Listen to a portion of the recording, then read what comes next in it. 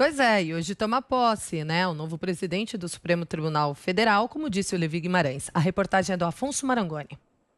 O carioca Luiz Fux, de 67 anos, assume o principal posto do judiciário brasileiro após percorrer todas as instâncias da magistratura. Conhecido por passar em primeiro lugar em concursos, Fux foi promotor, juiz federal e ministro do STJ.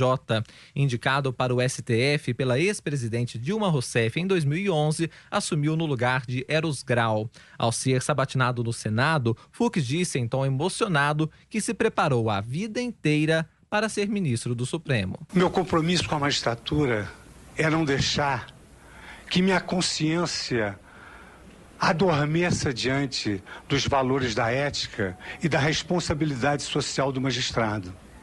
Porque o magistrado que assim age, ele é o único capaz de ter um álibi perfeito para cometer injustiças. Na ocasião, ele também se posicionou contra a interferência política no judiciário. É absolutamente inconcebível a politização do judiciário. A lei orgânica da magistratura impede-nos, desde a origem, de exercício de qualquer atividade político-partidária.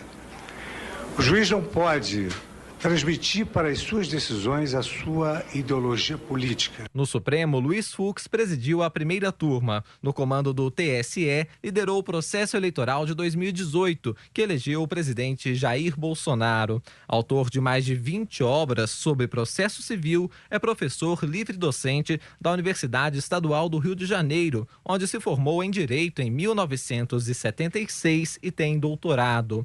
É integrante da Academia Brasileira de Filosofia e da Academia Brasileira de Letras Jurídicas. Em relação à Lava Jato, Fux tem se alinhado às posições defendidas pelos investigadores. Em 2019, o ministro votou a favor da prisão após condenação em segunda instância, mas saiu derrotado. Evidentemente, senhor presidente, os crimes que nós temos assistido e que são cobertos pela presunção de inocência não são crimes de pessoas humildes.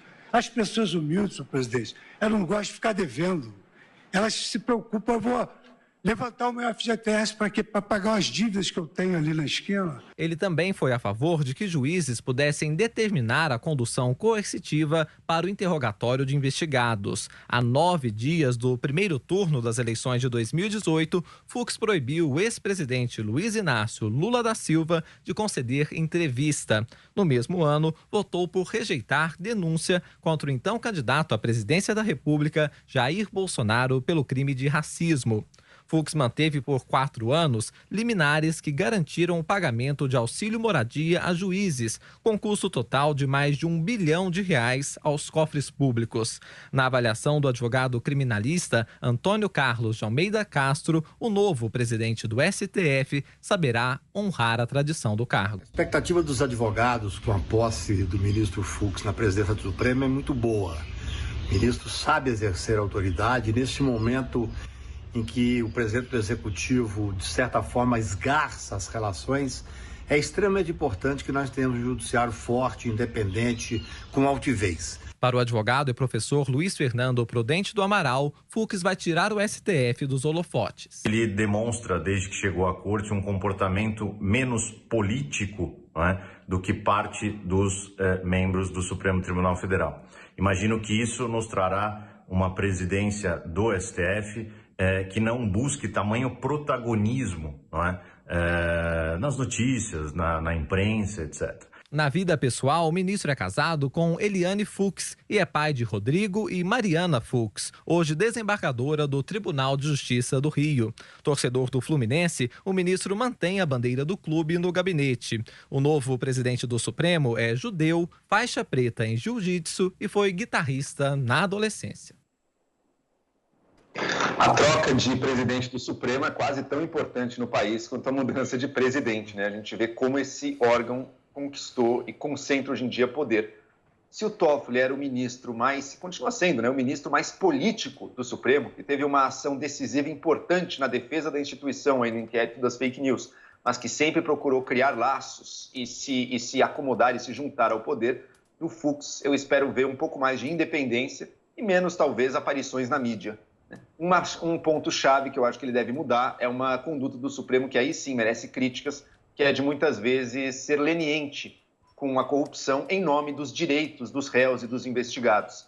Isso a gente tem que encontrar um novo equilíbrio, isso aí precisa mudar, eu espero que a gente veja mudanças nessa direção. Olha, de todas essas adulações que nós tivemos aí, essas falas adulatórias em relação ao Toffoli, vindo até mesmo do presidente Bolsonaro, a gente tem até uma boa notícia. É bom que os líderes dos poderes, eles parem de ficar se atacando, né? Ou pelo menos que se ataquem de forma consistente, não com xingamentos. Então é bom a gente ver essa conciliação, apesar da gente aí não conseguir acreditar nas frases que eles trocaram entre si, né? O Toffoli dizendo que o Bolsonaro não ameaçou a democracia e tudo mais. Mas me chamou muito a atenção o que o ministro do STJ, o Humberto Martins, ele disse em relação ao Toffoli, que foi o seguinte: o poder emana do povo, Toffoli é o povo, Toffoli é o poder. Que frase é essa? Eu estou até agora, isso foi ontem, eu estou até agora tentando entender o que ele quis dizer com isso. O Toffoli, ele não foi eleito pelo povo, né? Ele não é um político eleito democraticamente. Ele é um juiz, foi escolhido pelo presidente, por presidentes. Então, quer dizer, essa ideia de misturar o povo, a opinião do povo com o poder. Quando o presidente Bolsonaro faz isso, a imprensa, até com boa dose de razão, fala: olha, ele está falando de ditadura, ele está falando de golpe. Eu não consigo ver outra coisa nessa opinião do ministro do STJ em relação ao Toffoli.